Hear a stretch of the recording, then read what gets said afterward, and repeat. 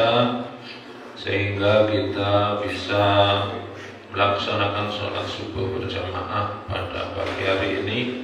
Salawat dan salam semoga tetap dicurahkan kepada junjungan kita Nabi besar Muhammad sallallahu alaihi wasallam. Jamaah, ceramah pada hari ini adalah Bapak Dr. Haji Ahmad Zuhdi, DH MPhilI, dosen UIN Sunan Ampel dari Surabaya. Kami ucapkan terima kasih atas kesediaan beliau dan terima kasih pula kepada jamaah yang telah bersedia untuk memakmurkan Masjid Al-Amin ini dengan kegiatan sholat berjamaah dan mengikuti kajian Islam. Untuk menyingkat waktu, kepada Bapak Dr. Haji Ahmad Zuhdi, DAM PhilI, kami persilakan.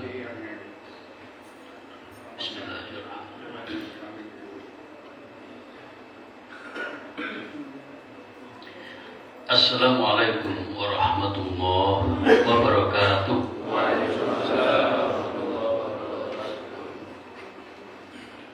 Alhamdulillahi rabbil alamin. Wabihi nasta'inu ala umuri dunya waddin. Asyhadu an la ilaha illallah wahdahu la syarika lah.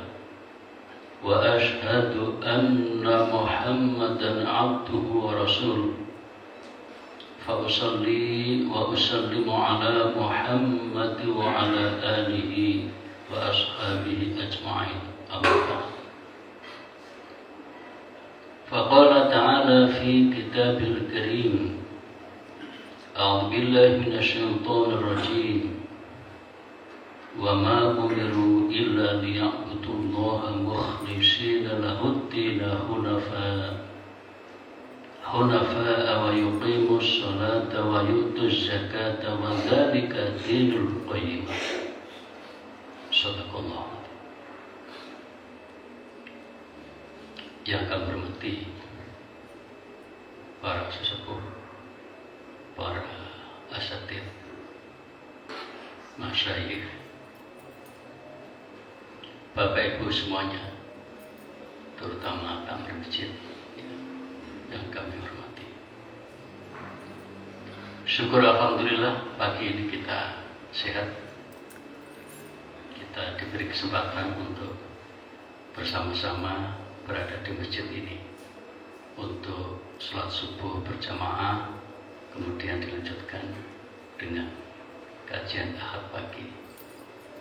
Kita berharap mudah-mudahan yang kita lakukan ini bagian dari amal soleh kita.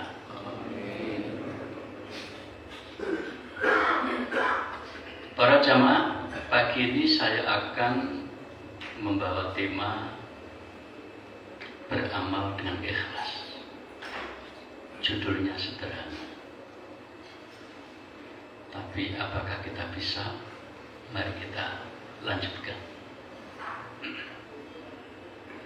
Bapak Ibu,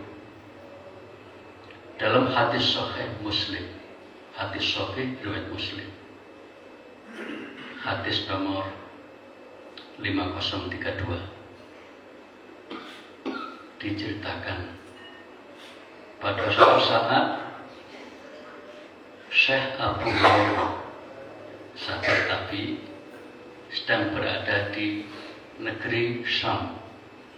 Negeri Syam itu adalah kalau sekarang di sekitar Syria.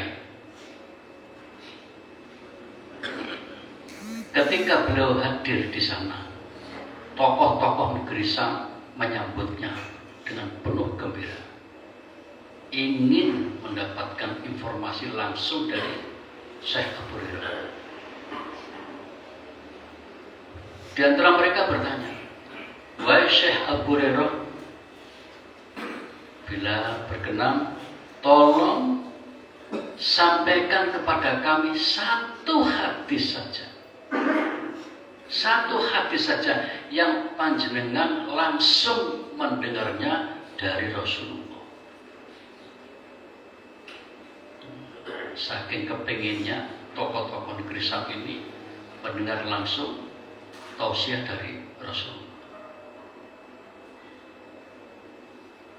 Para jamaah saat itu kemudian Abu Hurairah menyampaikannya. Saudara-saudara, Nabi pernah bersabda, besok pada hari kiamat, orang yang pertama sekali ditentukan nasibnya adalah orang yang dikenal mati syahid. Yang kedua, yang dikenal sebagai ulama, kiai, ustadz. Kalau di Jawa Barat apa? Anjengan. Di NTB tuan guru. Kalau di Sumatera buya. Dan yang ketiga, orang kaya yang dikenal sangat dermawan. Maka dihadirkanlah 3 orang ini. Yang pertama, orang yang dikenal mati syahid. Apakah Anda masih ingat anugerah apa yang Anda terima ketika hidup di dunia? Orang ini menjawab, ya Allah ya Rabb, tentu saja saya masih ingat. Waktu itu, ini orang yang tambahan. Waktu itu saya mendapatkan anugerah berupa kekuatan fisik yang sangat bagus, prima, lincah, dan juga mendapatkan keterampilan untuk memainkan berbagai jenis alat perang. Kalau zaman dulu ya, panah, tombak, pedang, dan sebagainya.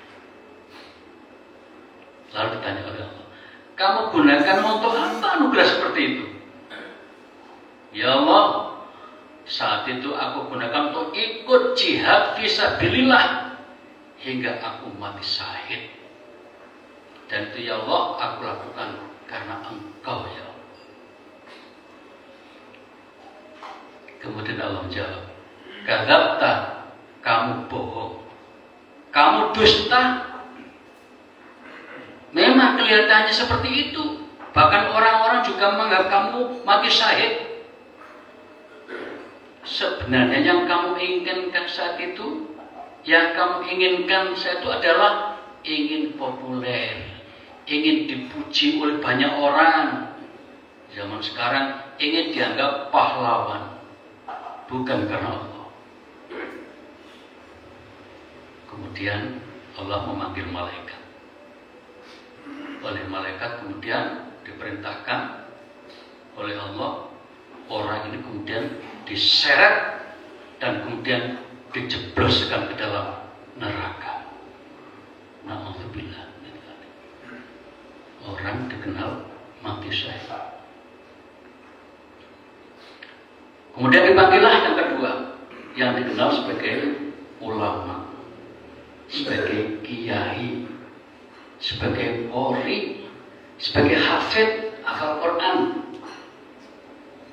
ahli agama, ahli Al-Quran. Ditanya oleh Allah, kamu apa masih ingat dulu ketika di dunia dapat anugerah apa?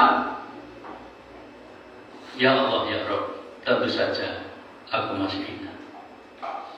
Saat itu ya Allah, aku mendapatkan kemudahan sedemikian rupa sehingga belajar sedikit saja cepat sekali menangkap, gampang menghafal, gampang menguasai pengetahuan, dan memang aku punya kecerdasan luar biasa saat itu, sehingga aku menjadi orang yang berilmu banyak, dan juga suaraku bagus sehingga aku bisa menjadi seorang qori, seorang penghafal Al-Quran, dan seterusnya. Kemudian Allah bertanya, lalu kamu gunakan untuk apa anugerah seperti itu? Ya Allah ya Rabb, tentu saja aku gunakan untuk mengajar pada orang, untuk memberikan tausiah di mana-mana. untuk menjawab segala persoalan yang ditanyakan pada tentang agama, dan juga dengan keahlian guna Al-Quran, setiap hari aku membacanya, dan seterusnya. Dan itu semua ya Allah aku lakukan karena Engkau ya Allah. Allah menjawab, kadzabta, kamu bohong, kamu dusta. Saat itu yang kamu inginkan bukan karena Allah, tapi ingin menjadi orang yang dikenal sebagai ulama, ingin disebut kiai, ingin disebut ustaz, ingin disebut qori, ingin disebut hafid. Kemudian oleh Allah dipanggillah malaikat, kemudian malaikat pun menggeret orang ini, menyeret orang ini, dan kemudian melemparkannya ke dalam neraka. Na'udzubillah min dzalik. Kiai, ustaz, anjengan, tuan guru, buya, qori, hafid masuk neraka. Dipanggillah yang ketiga, wahai kamu, apa masih ingat anugerah apa yang pernah kamu terima ketika di dunia? Ya Allah ya Rabb, tentu saja aku ingat. Saat itu aku mendapatkan kemudahan dalam usaha, dalam mencari rezeki, sehingga saat itu aku punya kekayaan yang berlimpah ruah. Saya orang yang kaya raya. Lalu kamu gunakan untuk apa kekayaan yang begitu banyak saat itu? Ya Allah, aku gunakan untuk kepentingan orang banyak. Zakat, infak, sedekah saya lakukan. Panti asuhan saya bantu, masjid saya bantu, masyarakat luas yang membutuhkan saya bantu dengan kekayaan yang aku terima ya Allah. Dan itu aku lakukan karena Engkau ya Allah. Allah mengatakan, kadzabta, kamu bohong, kamu dusta. Saat itu yang kamu inginkan bukan karena Allah, tapi ingin dicatat sebagai orang dermawan yang baik hati, ingin dipublikasikan di media sosial. Itu yang kami inginkan saat itu, bukan karena Allah. Akhirnya para jamaah, orang ini pun kemudian diseret oleh mereka dan kemudian dicampakkan ke dalam neraka. Na'udzubillah min dzalik. Hadis sahih riwayat Muslim nomor 5032. Para jamaah, kalau kita lihat atau kita dengar kisah ini, sungguh sangat mengerikan, sangat mengerikan. Bagaimana orang yang dikenal mati syahid masuk neraka, orang yang dikenal kiai, ustaz, ulama masuk neraka, orang yang dikenal dermawan, baik sekali, dikenal masyarakat masuk neraka. Ternyata satu saja para jamaah penyebabnya, yaitu tidak ikhlas karena Allah. Untuk itu para jamaah, melalui mimbar subuh ini, saya ingin mengingatkan diri saya sendiri dan mengajak berhadapan dengan semua. Mari kita mengingat-ingat amal-amal soleh yang kita lakukan selama ini, apakah sudah kita lakukan dengan tulus? Jika belum atau kurang, mari kita berbenah, menjadikan seluruh amal-amal yang kita lakukan itu dilakukan dengan ikhlas, terutama yang akan datang. Kenapa para jamaah? Tadi itu contoh, mungkin ada orang berhaji berkali-kali, berumrah berkali-kali, berpuasa Senin Kamis, setiap malam tahajud, setiap hari baca Al-Quran 1 juz, bahkan mungkin 1 bulan khatam berapa kali. Semua itu bisa sia-sia, tidak ada gunanya jika tidak diniati dengan ikhlas karena Allah.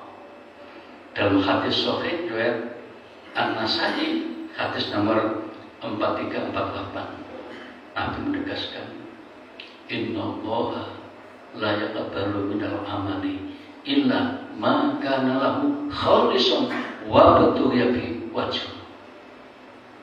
Allah tidak akan menerima suatu amal apapun tidak akan diterima oleh Allah kecuali amal itu kita lakukan atas dasar ikhlas karena Allah dan mengharapkan ridhonya.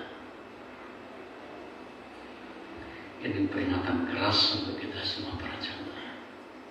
Mumpung kita masih segar, mumpung kita masih sehat, mumpung kita masih bisa beramal macam-macam, mari kita benahi hati kita.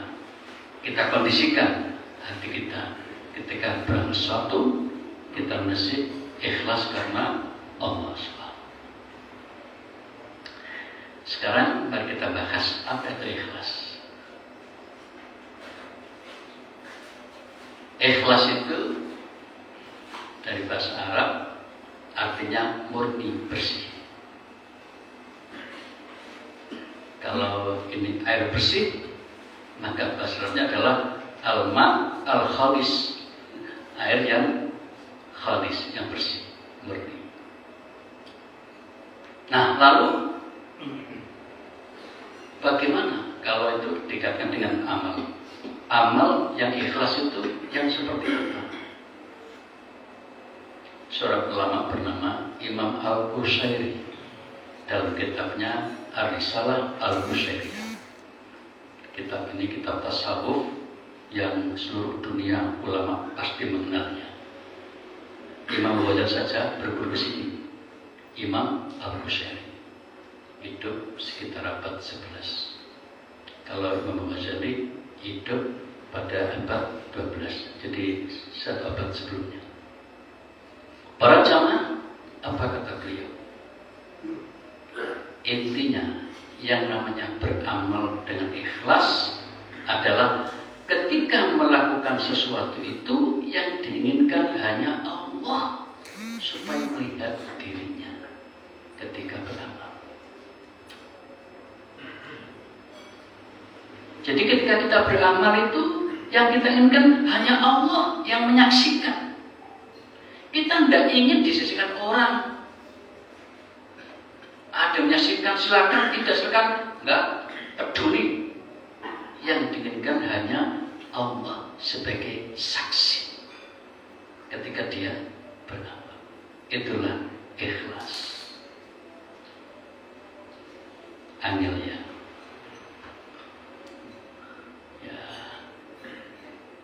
Seperti itu berarti menjadi orang ikhlas itu angel. Justru itu maka kita harus belajar. Kemudian ada seorang ulama lagi yang bernama Dhunun al-Misri. Beliau mengatakan begini, ada 3 tanda ikhlas itu. Apakah kita punya 3 itu? Mari kita ikuti penjelasan beliau.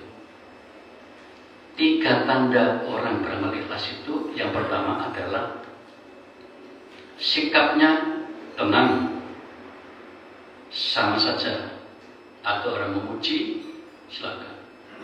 Mencaci, silakan. Tidak peduli. Itu orang ikhlas. Sehingga orang ikhlas itu ketika melakukan sesuatu nggak butuh pujian, tidak takut cacian. Itu orang ikhlas. Ada nggak orang seperti ini? Insya Allah banyak ya. Ada nggak calon presiden yang seperti ini?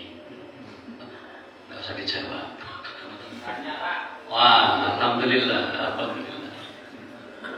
Jadi orang ini setelah melakukan kebajikan-kebajikan, melakukan karya-karya untuk bangsa, untuk siapapun, ada memuji, tenang saja. Mencaci, tenang saja. Itu tanda ikhlas yang pertama. Bisa nggak kita seperti itu? Harus bisa. Tapi kebanyakan tidak bisa. Kebanyakan tidak bisa. di antara kita yang suka di WA, grup WA, atau di Facebook, atau di Twitter, atau di apalagi media yang lain, ketika kita nge-share sesuatu, ya kan? Lalu ada orang mengatakan, wah bagus banget ya sampai share itu. Perasaan kita berbunga-bunga, bangga, bahagia, karena dapat pujian, atau dapat apa? Jempol, ya kan? Sebaliknya ketika ada jempolnya dibalik, opo ini? Nggak ada artinya. Mau apa ini? Lalu kita marah, tersinggung.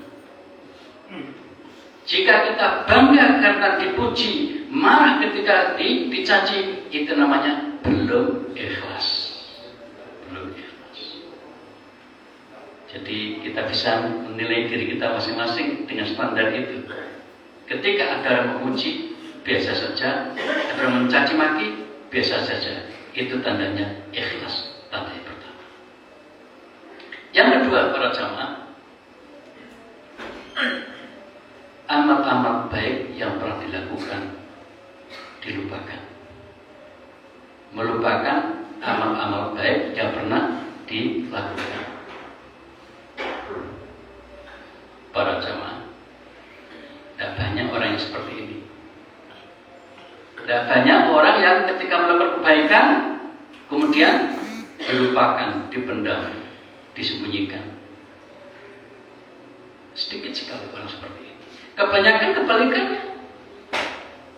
Ketika orang itu melakukan kebaikan, ingin diberitahu pada orang, aku sudah bisa seperti ini. Tujuannya mendapat pujian juga. Itu belum ikhlas. Jadi orang ikhlasnya sebenarnya adalah ketika dia melakukan kebaikan, ya sudah, biar Allah saja yang mencatatnya. Biar Allah saja yang mencatatnya. Tidak peduli orang tahu. Dan tidak ingin memberitahukan pada orang. Nah, ini tidak ingin memberitahukan kebaikan dirinya pada orang. Itu ikhlas. Tanda ikhlas yang kedua. Ini juga aneh para jamaah. Kebanyakan kita nggak begitu. Kalau 100, satu aja belum tentu ada. Coba saja mari kita lihat. Kita ya, bukan panjenengan kita, termasuk saya. Mari kita ingat-ingat ketika kita melakukan sesuatu. Apalagi sekarang zaman apa? HP yang bisa memotret di mana-mana. Begitu kita umroh, mana Ka'bah? Oh sini. Ya tak? Kita sekarang, alhamdulillah, aku sudah berada di depan Ka'bah. Apa maksudnya itu? Kita tidak tahu ya, menduga saja. Bisa jadi kita ingin berdakwah pada orang sampai di sini, mendapatkan kemuliaan dan petik. Para jamaah, jika kita masih seperti itu, belum ikhlas. Karena kita masih ingin amal baik yang kita lakukan diketahui orang. Itu namanya riya dalam bahasa Arabnya. Dari kata ra'aya, melihat. Riya ingin dilihat, ingin diketahui. Kalau tidak ada gambarnya, ingin dikenal, ingin didengar, sehingga namanya sum'ah bahasa Arabnya. Itu penyakit apa? Keikhlasan. Jadi para jemaah tidak mudah ternyata menjadi orang ikhlas itu. Makanya tadi saya bilang judulnya sederhana, tapi prakteknya tidak mudah.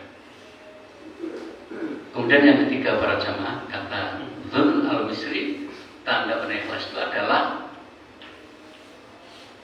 dia tidak begitu peduli dengan pahala yang dia dapatkan di akhirat.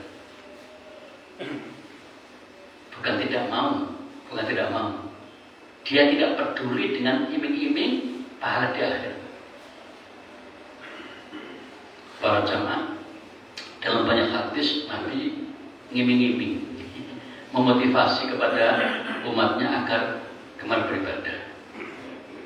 Ini kan terutama disampaikan kepada orang-orang yang menengah ke bawah, tingkat keimanannya. Karena orang itu kalau nggak didorong-dorong itu nggak semangat ibadah. Misalnya para jamaah, mungkin teman kita pada umumnya ada hadis Nabi, barang siapa sholat subuh berjamaah, dia akan dapat pahala seperti sholat tahajud semalam suntuk 8 jam. Sholat 8 jam. Itu adalah pahala yang diberikan kepada orang yang gemar sholat subuh berjamaah. Hadisnya sahih. Waduh, gimana ya kalau nggak sholat subuh berjamaah? Baik, ini baik. Tetapi kalau orang jamaah subuh gara-gara ingin dapat pahala tadi itu, nah itu dianggap masih tingkat keikhlasannya itu menengah ke bawah, awam, masih terus awam. Nggak apa-apa, masih baik, masih baik. Tapi kalau tingkat tinggi adalah ketika dia sholat subuh berjamaah, ketika dia sholat tahajud, ketika dia beramal baik, yang diinginkan hanyalah ridho dan cinta dari Allah. Itu yang diinginkan. Apakah kita udah segitu kelasnya? Nah, masing-masing kita yang tahu. Masing-masing kita. Apakah ketika beramal kebajikan itu yang kita ingin hanya ridho Allah, bukan ingin dapat pahala? Tapi orang awam hitung-hitungan ibadah itu. Tak sholat subuh benar pahala ini. Tak sholat qobliyah subuh, sholat sunat fajar biar dapat itu. Itu baik. Tetapi belum menggambarkan tingkat keikhlasan yang tertinggi tadi itu. Jadi orang yang ikhlas berat adalah ketika dia melakukan kebaikan, dia tidak ingin apa-apa. Yang diinginkan hanyalah ridho dari Allah Subhanahu wa ta'ala. Wah, ini angel ini. Tapi indah. Orang yang sanggup menata hati itu seperti itu, indah. Dia akan dapat sesuatu yang luar biasa indahnya. Karena mendapatkan cinta dari Allah Subhanahu wa ta'ala. Nah, para jamaah, kalau kita membaca ini, ya, kata Dzunun al-Misri ini ternyata tidak mudah. Nah, sekarang yang terakhir, waktunya dibatasi sekitar 5:30 ya. Yang terakhir para jamaah, lalu bagaimana caranya agar kita bisa ikhlas? Nah, ini resep para jamaah. Bisa nggak kita melaksanakan resep-resep ini? Ya. Ketika Allah memerintahkan kita agar ikhlas, itu pasti manusia bisa. Kalau nggak bisa, usahanya yang kurang. Begitu. Tidak mungkin manusia nggak bisa ikhlas kalau Allah memerintahkan. Tidak mungkin. Pastilah ketika Allah memerintahkan hambanya melakukan ini dan itu, termasuk ikhlas beramal, itu sudah ada ukurannya. Mesti bisa kalau berusaha dengan sungguh-sungguh. Nah, para jamaah, dengan singkat disampaikan ada 5 kiat. Ada 5 kiat bagaimana agar kita bisa ikhlas.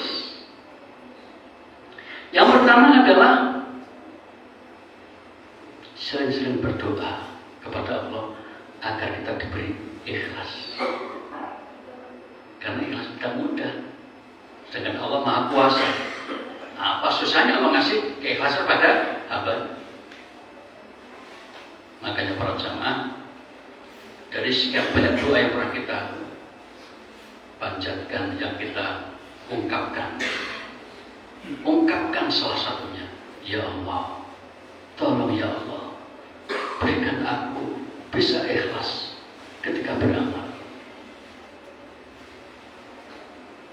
Itu bahasa Indonesia. Mau bahasa Arab silakan. Allahumma ij'alni min ibadikal mukhlisin. Ya Allah, jadikan aku hamba-Mu, termasuk hamba-Mu yang bisa ikhlas ketika berkata. Ketika kita salat di tasahud akhir sebelum salam, ada petunjuk Nabi, ucapan yang mungkin kita dengar semua, ya muqallibal qulub tsabbit qalbi ala dini. Ya Allah, Tuhan yang bisa membolak-balikkan hati, yang bisa mengacaukan hati, teguhkan hatiku ya Allah, untuk bisa fokus mengamalkan ajaran agama dengan sebaik-baiknya.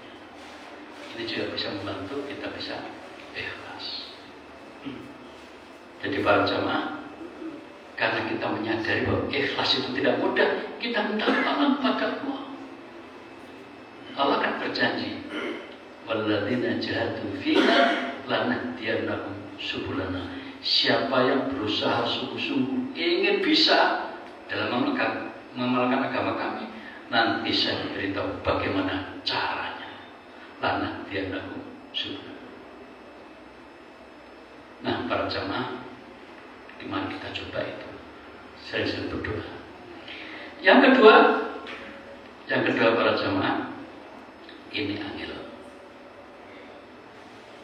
Berusaha menyembunyikan amal-amal baik yang kita lakukan. Kecuali yang tidak mungkin. Sekarang ini kan kita berkumpul ngaji bareng. Bagaimana cara menyembunyikan? Tidak bisa. Subuh berjamaah tadi tidak mungkin disembunyikan. Tapi salat tahajud bisa. Salat duha bisa. Ya kan? Qobliyah mungkin bisa kalau rumahnya dekat dengan masjid. Jadi qobliyah itu di rumah, kemudian mendekati qomat baru ke masjid. Itu bagus kan? Itu biasa Nabi. Nabi nggak biasa sholat di masjid. Nggak biasa, sesekali aja. Yang sering di rumah. Kecuali kalau berjamaah baru di masjid. Karena nggak mungkin disembunyikan. Para jamaah untuk sholat malam ini kadang-kadang di WA kan berseliweran. Monggo teman-teman sudah punya tahajud, ayo kita sama-sama tahajud. Bagus sekali. Ya kan? Sekarang bagaimana kalau itu kita yang menulis? Perasaan kita tadi bagaimana? Kalau perasaan kita benar-benar ingin mengajak teman kita tahajud, itu bagus banget. Insya Allah dapat keikhlasan tinggi. Tapi kalau kemudian punya niatan lain, biar kita dianggap lebih dulu dari teman-teman bangun malamnya. Lain jadinya. Itu sebabnya para jemaah, hati-hati untuk melakukan seperti itu. Kalau kita sanggup mengkondisikan hati dengan baik, monggo. Saya sering ditanya itu gimana kalau kita nge-share seperti itu di WA. Silakan kalau bisa mengkondisikan hatinya untuk lebih dengan niat apa? Ngajak dakwah. Tapi kalau tidak, jangan lakukan. Iman merusak hati kita. Sedekah para jamaah bisa juga kita sembunyikan kan? Dan Nabi sangat memuji kepada orang-orang yang ketika bersedekah dengan menyembunyikan. Bahkan orang yang bisa sedekah dengan menyembunyikan menjadi salah satu di dalam 7 kelompok yang akan diselamatkan oleh Allah. Yaitu orang yang ketika bersedekah ya, hatta la ta'lama shimaluhu ma yunfiqu ma tunfiqu yaminuhu. Sehingga tangan kirinya tidak tahu ketika tangan kanannya sedekah. Luar biasa. Saya kira apa? Tersembunyinya itu. Nah, para jamaah, sungguh pun bersedekah dengan menyembunyikan itu sangat baik. Suatu saat kita dibolehkan sedekah dengan penampakan. Suatu ketika boleh. Wa in tubtus shadaqah fa ni'mahi. Jika kamu sedekah dengan menampakkan, itu juga bagus. Tapi niatnya yang repot itu untuk mengikhlaskan itu yang tidak mudah. Tapi boleh dan bagus. Kenapa bagus?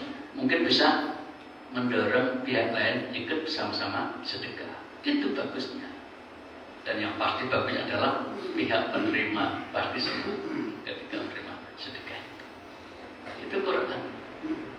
Jadi boleh sedekah dengan menampakkan, tapi harus dengan sangat hati-hati dan bersungguh-sungguh menjaga hati, mengkondisikan hati, bagaimana cara bisa tetap ingin dapat ridho dari Allah. Itu yang tadi saya katakan, tidak mudah, tapi bagus itu. Makanya kalau ingin lebih gampang ikhlasnya, sembunyikan saja. Itu yang paling gampang menuju ke arah ikhlas.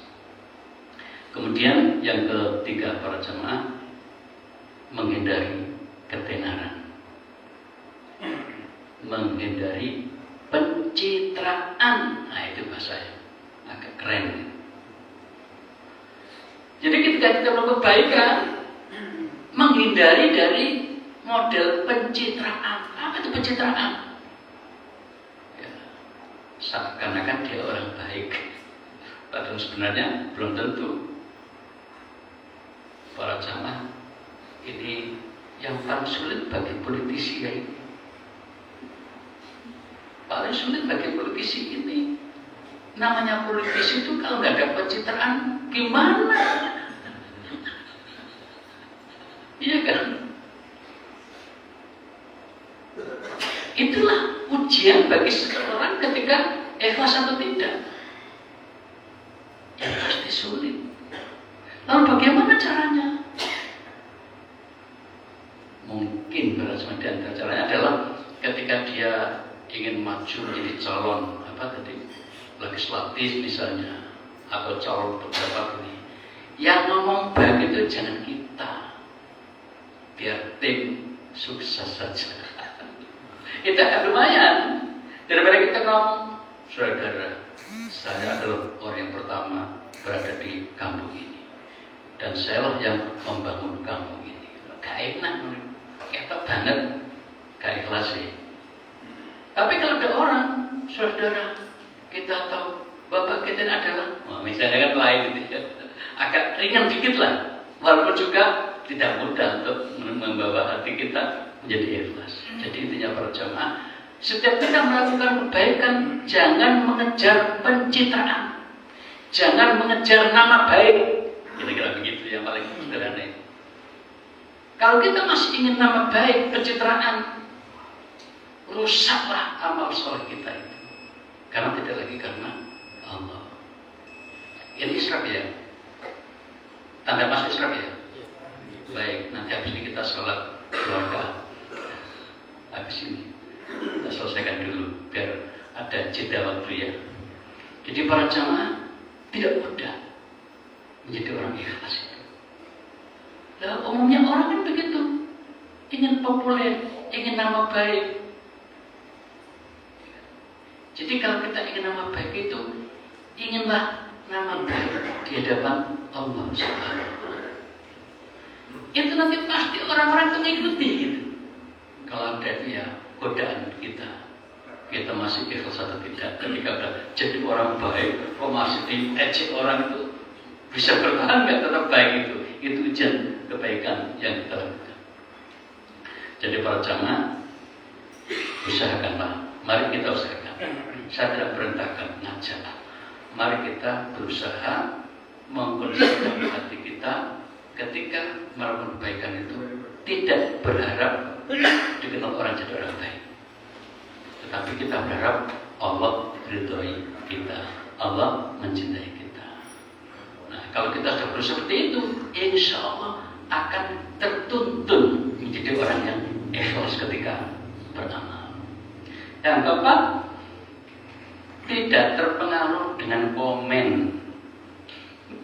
Tidak terpengaruh dengan komen-komen.